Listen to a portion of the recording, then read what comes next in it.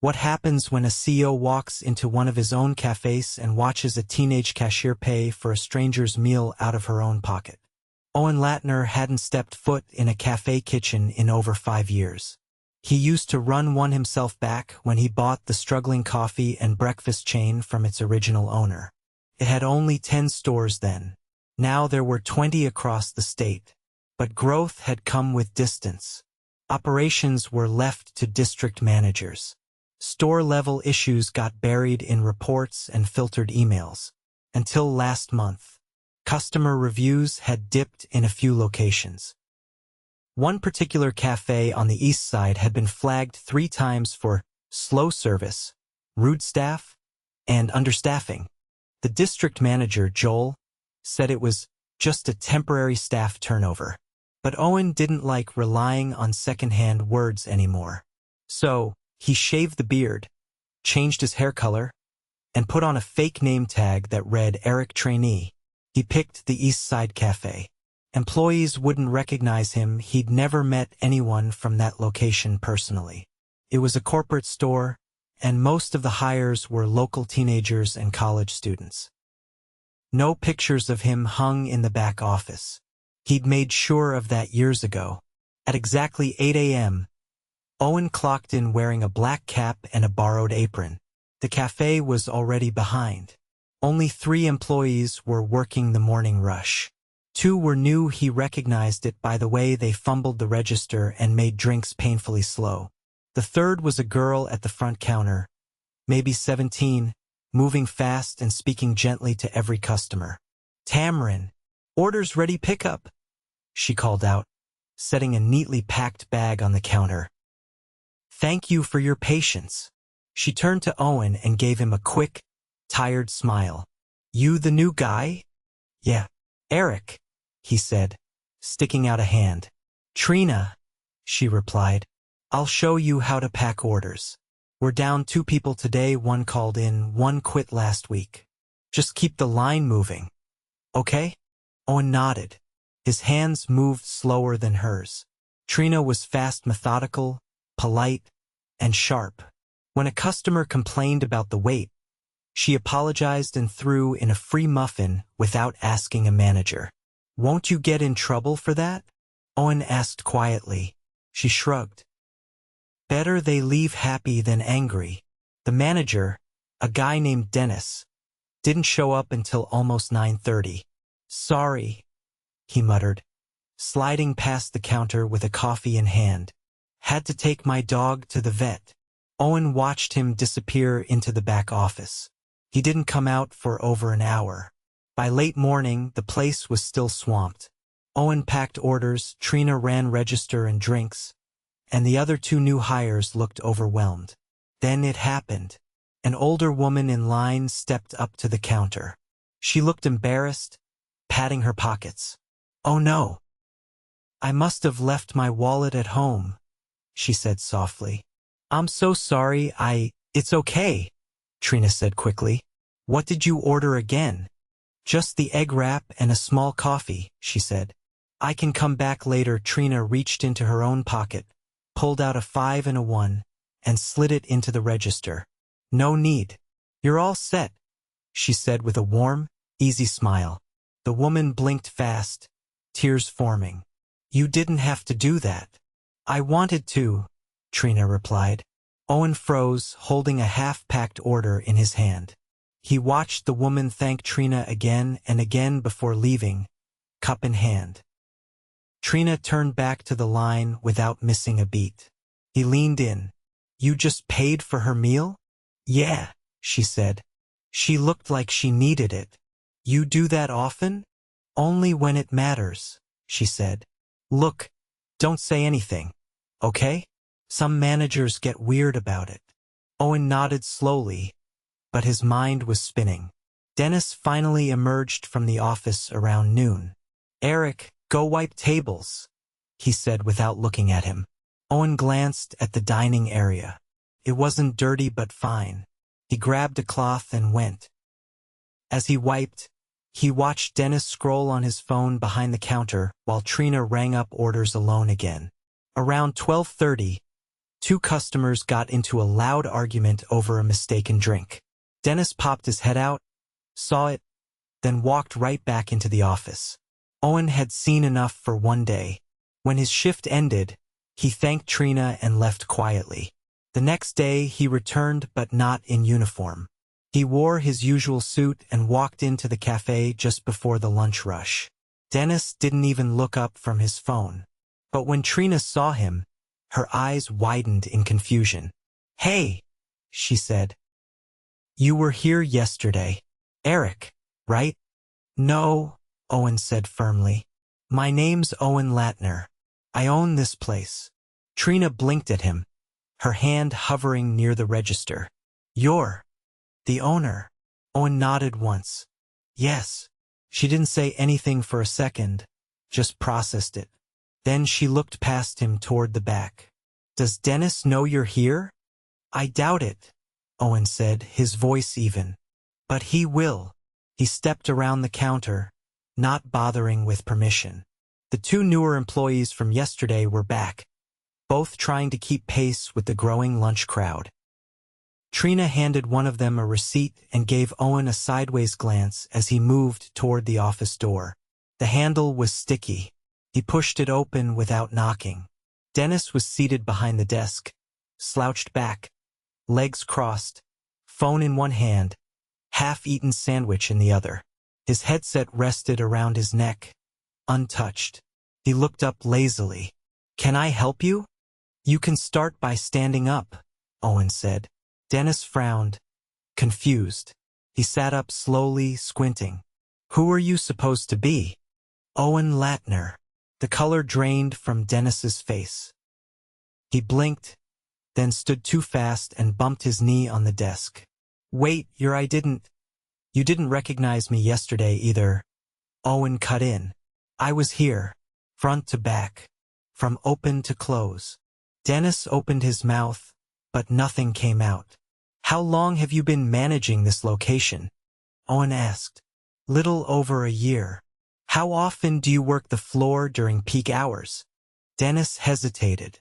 "Well, usually I'm managing inventory, vendor calls, scheduling." "You weren't on calls." "I was watching. You were in here. For hours." Dennis shifted, rubbed the back of his neck. "It's been a crazy week. We had 2 people quit and one of the ovens is down. I've been trying to juggle things." "You didn't even acknowledge your team the entire morning rush," Owen said. "They were drowning. Trina was the only one holding that place together. She covered for you, for the missing staff, for everything. And instead of helping, you hid in here." "I didn't hide. You left a 17-year-old to carry your cafe while you watched videos on your phone." Dennis's jaw tightened. "Look, she's good. Okay? She's reliable. I trust her. That's not leadership. That's neglect." Dennis's eyes flicked toward the door. "Can we talk about this after close? I didn't realize there were issues." "You didn't see the issues because you weren't looking." Owen stepped back. "Gather your things. You're done here." Dennis's expression cracked. "Wait, what?" "That's it. You abandoned your post," repeatedly. "You've lost the trust of your team, and frankly, the position requires more than what you've shown. This isn't sudden. It's overdue." "But this isn't a negotiation." Dennis stared at him, jaw clenched. Then, without another word, he slammed the desk drawer shut, grabbed his backpack, and brushed past Owen on his way out. Owen didn't follow him. He stayed in the office for a moment, letting the silence settle. Then he stepped out into the cafe. Trina noticed instantly, her eyes darting from him to the now empty office doorway. She didn't stop working, but her shoulders straightened. Owen walked back to the counter. "Is Dennis gone?" she asked carefully. "Yes," he said. "He won't be coming back." She didn't respond right away. Then, "Okay. I'll be here the rest of the day," he said. "We're short-staffed. I'm not leaving you 3 to handle this alone." Her lips pressed together, but she nodded and passed a drink to a waiting customer without hesitation. The next 3 hours were relentless. The line never dipped below 10 people. Owen burned his fingers twice pulling trays from the toaster oven, spilled a cup of cold brew, and forgot a sandwich in the warmer until it turned to rubber. But he didn't step away. Neither did Trina or the others. At one point, a woman with 2 toddlers spilled juice all over the front counter. One of the newer employees froze, unsure what to do. Trina grabbed napkins without flinching and crouched to help mop it up while chatting calmly to the kids about their dinosaur shirts. The mother looked like she might cry from gratitude. When there was finally a lull around 3:30, Owen leaned against the back wall, wiping sweat from his brow with a paper towel. Trina stood nearby, sipping water. "I don't know how you do this every day," he said, breathing hard. She shrugged. "You get used to it. Kind of." He watched her for a second. "You paid for someone's meal yesterday. Out of your own pocket." Her face flushed. "I thought you said you wouldn't say anything." "I didn't say anything yesterday," he replied. "But I'm saying something now. That was generous. You didn't have to do it." "I don't like seeing people embarrassed," she said. "If I can help, I help. It's not a big deal. It is when it becomes your default. That's not a policy we've trained you on. That comes from you." She looked away, uncomfortable. "I'm not trying to impress anyone." "I know," Owen said quietly. "That's why it matters." The door chimed again. Trina straightened before he waved her off. "I've got it," he said. He took the next few orders, stumbling less than earlier. The 2 newer employees had gained confidence by now, following Trina's lead. Owen noticed how often she gave them subtle cues: a nod, a quick glance, a hand gesture that kept things flowing. She didn't raise her voice. She didn't panic. She just worked.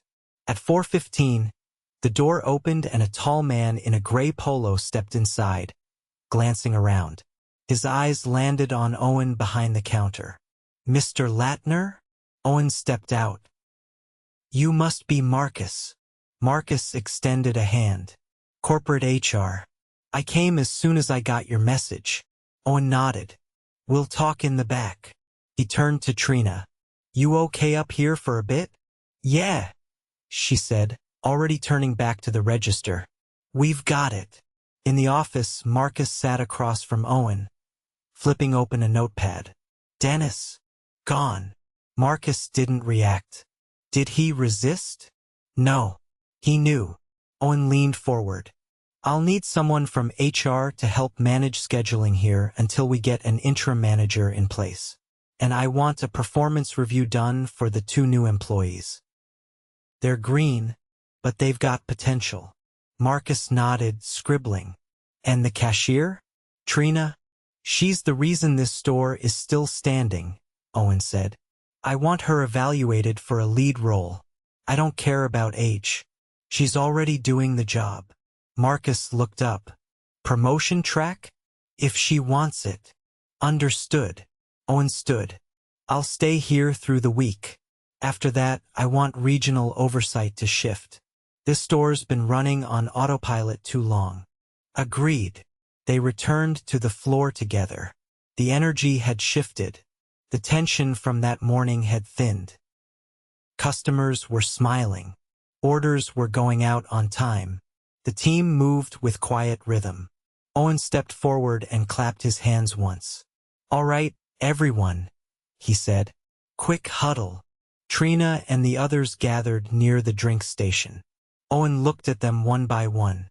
"You kept this place running under pressure that shouldn't have been on your shoulders. You stayed calm, professional, and you worked as a team." His eyes met Trina's. "And some of you went above and beyond in ways most people wouldn't notice, but I did." He gestured toward Marcus. "This is Marcus, from our corporate office. He'll be helping us make some changes here. Starting immediately, there will be more support, better scheduling, and we'll be hiring to fill the staffing gaps. You shouldn't be asked to carry more than you're paid for." The team nodded. a mix of surprise and relief on their faces. Owen continued, "In the meantime, I'll be here. I'm not going back to a desk until I know you're all set up to succeed. You earned that." He turned to Trina. "I want to talk to you later about stepping into a lead role. You've been doing it already without the title." She blinked, stunned. "Me? Yeah. You." Owen stepped back. "All right, let's keep going." As the team returned to their stations, Marcus leaned in. "She didn't expect that." "She deserves it," Owen said. "Most people only step up when someone's watching. She did it when no one was." For the first time in a long while, Owen didn't feel like an owner behind glass. He felt like part of the crew. And he knew one thing for certain. Nothing about this cafe would ever run on autopilot again. Owen arrived the next morning before the doors unlocked. The air outside was cool, the sky still gray. The lights inside flickered on one by one as he turned the key. He paused at the front counter, looking out at the rows of empty chairs, then walked to the back to start prepping alongside the openers. Trina came in 15 minutes early, tying her apron as she stepped behind the counter. She gave a quick nod when she saw him restocking napkins. "Didn't think you'd actually come back," she said as she grabbed the till from the safe. "I said I would," Owen replied, tapping the screen to sign into the register. "Besides, I still owe you for saving half a dozen orders yesterday." She gave a small shake of her head but didn't argue. Instead, she turned to prep the espresso machine. She moved slower than the day before, her motions tighter. "You all right?" he asked, keeping his voice low. "Didn't sleep much," she muttered. "My mom works nights. Little brother's been sick." Owen glanced over. Her eyes were rimmed red, but she wasn't complaining. She was just stating a fact. "You shouldn't be here if you're running on fumes." She pulled a rag from under the counter. "There's bills at home." "I'll sleep later." He didn't push further. "Not here. Not now." By 7:30, the first rush hit. It was quieter than the day before, but steady. Trina handled drinks, Owen packed orders, and the newest hire, a nervous young man named Jordan, tried to keep pace. He'd only been there a week, and his hands shook every time he poured steamed milk. "You're putting too much foam in the flat white again," Trina said gently without looking up from the register. Jordan sighed. "Sorry, I keep mixing it up." "You'll get it. Just slow down. Focus on texture." Owen watched the exchange. She wasn't babysitting him, she was correcting him with patience, not pity. And Jordan listened. At mid-morning, a man in his late 50s came in wearing a dark windbreaker and a ball cap. He ordered 2 sandwiches, a coffee, and asked for a seat near the window. He was polite but quiet. When he got his food, he sat for a moment, then pulled out a small notebook. Every few minutes, he'd glance up, scribble something, then return to his sandwich. Owen noticed he wasn't just watching the customers, he was watching the staff. "Friend of yours?" Trina asked softly. "I don't think so," Owen replied. She glanced over. "He's been here before. Same time every week. Doesn't say much." Owen made a mental note. At noon, a delivery truck parked outside. Owen volunteered to take the cart and sign the invoice. As he wheeled the crates in, he caught the sound of raised voices near the back hallway. He stopped just short of the prep area. "That's not how the schedule's supposed to work," a voice snapped. Female. Sharp. "I'm just telling you what I saw," Jordan's voice replied, shaky. "You think it's your job to question me?" I just said Trina's been here for almost 6 hours and didn't get a break listed. Are you her lawyer now?" Owen stepped around the corner. A woman in her early 40s stood with her arms crossed, blocking the hallway to the back. Her name tag read, Nina Shift Supervisor. She was glaring down at Jordan, who looked like he wanted to disappear into the walk-in cooler. "Problem?" Owen asked flatly. She turned, surprised. Who are? I'm Owen Lattner. Her jaw tightened, but she recovered. I was just explaining to the new guy how things run here. By intimidating him in a hallway? I wasn't. You didn't answer his concern. You turned it into a threat. She straightened. Look, I run this shift clean. If someone's got a problem with how I enforce structure, they can take it to the manager. There is no manager here. Not anymore. She blinked. I'm evaluating this cafe personally, Owen said, stepping forward. And I just heard you berate an employee for pointing out a valid concern. He was out of line. No. He noticed a mistake. You responded with hostility. And that's not structure. That's ego. Nina's eyes narrowed. So what? I'm fired now because I don't let kids boss me around? No, Owen said. You're fired because you don't know how to lead without abuse. She scoffed. Unbelievable. You're letting a trainee and a part-timer run this place into the ground. No, Owen said quietly. They're the only reason it hasn't collapsed already. She stared at him for a long beat, then stormed past without another word. The exit bell chimed behind her. Jordan didn't move. Thank you for speaking up, Owen said. You did the right thing. Jordan nodded slowly, but he didn't look proud, just rattled. I'll handle the rest of her shift. Take 5, Owen said. In the break room, Trina sat on a plastic chair, sipping from a water bottle. Her eyes watched the floor, shoulders slumped. She's gone, Owen said. Who? Nina. Trina looked up. What happened? She crossed a line. With Jordan. I heard it myself. Trina leaned back, exhaling. She's been like that for months. Every time I tried to call it out, she'd change the story. You won't have to deal with that again, Owen said. He paused. Why didn't you escalate it? Trina shrugged. Didn't think anyone would believe me. I'm just a kid to them. Owen sat across from her. Not to me. She didn't respond for a second, then said, she hated that I knew the recipes better than she did. Always tried to catch me slipping up. Said I was acting like I ran the place. Maybe you should. She frowned. You serious? Dead serious.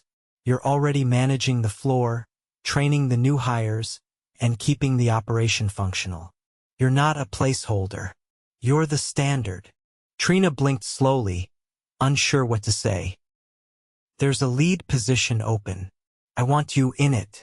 You'll get training, a pay bump, and authority to make decisions without waiting on someone hiding in an office. She hesitated.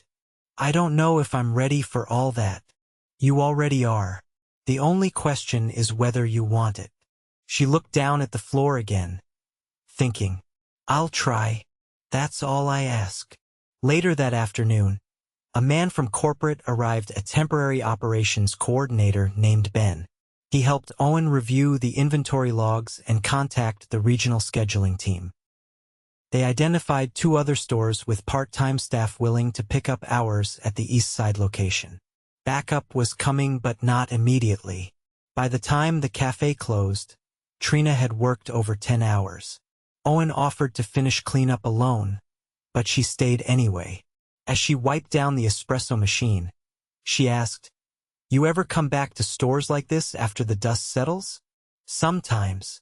Do they actually change? Depends on who's left standing. She looked over. You think we'll be okay here? I think we already are, he said. But this place will only stay that way if we keep people like you at the center. She didn't smile, but her eyes softened. Owen finished wiping down the last prep tray. Go home. Get some rest. Tomorrow's another battle. She pulled off her apron and nodded. Thanks, Owen. He watched her exit, then turned back to the empty cafe. The place wasn't fixed. Not yet. But it wasn't broken anymore either. It was rebuilding. And this time it had the right person holding the foundation. 3 days after firing Dennis and Nina, Owen stood in the back hallway of the cafe, reading a printed schedule tacked to the corkboard. It was still thin. He'd approved a few transfers from nearby stores, but those baristas wouldn't start until next week. Until then, the team was running lean. Trina now had lead printed under her name on the roster. It was unofficial for the moment. Corporate paperwork always took longer, but her role on the floor had already shifted. She coordinated the openers, rotated breaks as best she could, and fielded customer complaints without waiting for anyone's permission.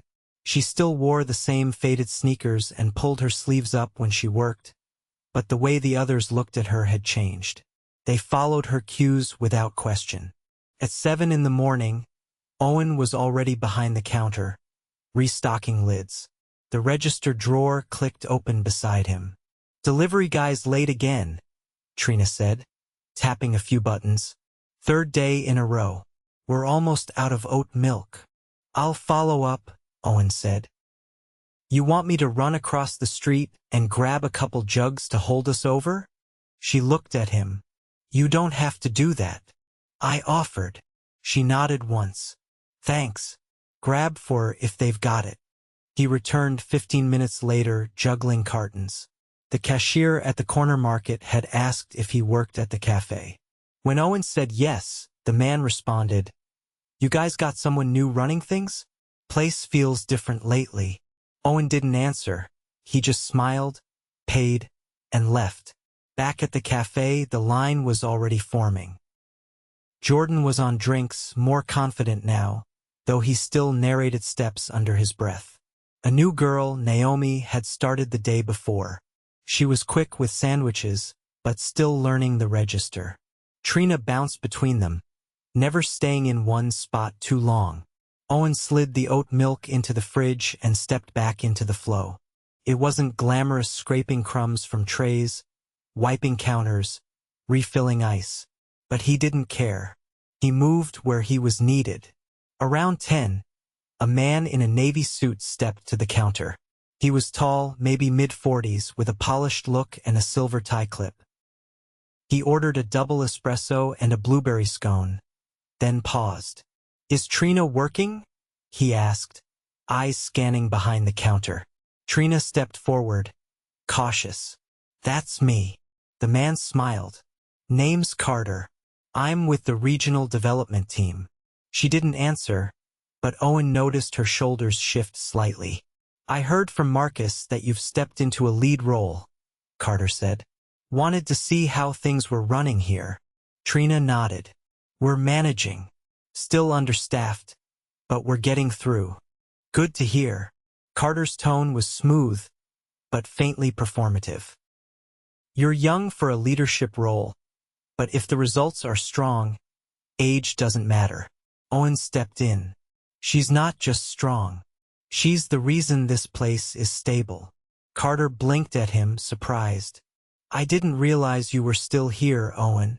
"I'll be here until the new manager is hired and trained. And even after that, I'll be checking in regularly." Carter adjusted his tie. "Of course, just doing my rounds." He took his espresso and walked to a corner table. Trina watched him go. "Is he important?" she asked. "He likes to think so," Owen replied. "But he'll be watching numbers, not people." She didn't ask anything else. She returned to the line.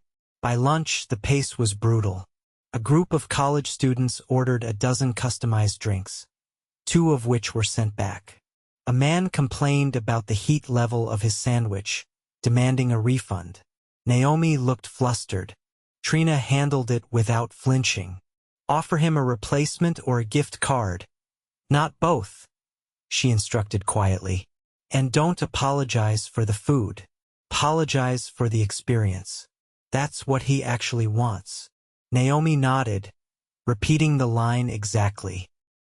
The customer calmed, accepted the card, and left. Owen raised an eyebrow. "Where'd you learn that?" he asked. "My mom works in retail," Trina said. "She taught me how to read moods before they turn into problems." At 2:30, Owen stepped into the back to take a call from the district recruiter. They'd found a potential manager with experience running a fast casual cafe downtown. She'd be interviewing next week. He hung up and returned to the front and stopped cold. The man from earlier in the week, the quiet one with the notebook, was standing at the counter. His voice was calm but firm. "I asked for no syrup. This is clearly sweetened." Jordan stood across from him, wide-eyed. "I'm sorry," Jordan said. "Let me fix that." The man shook his head. "I don't want another drink.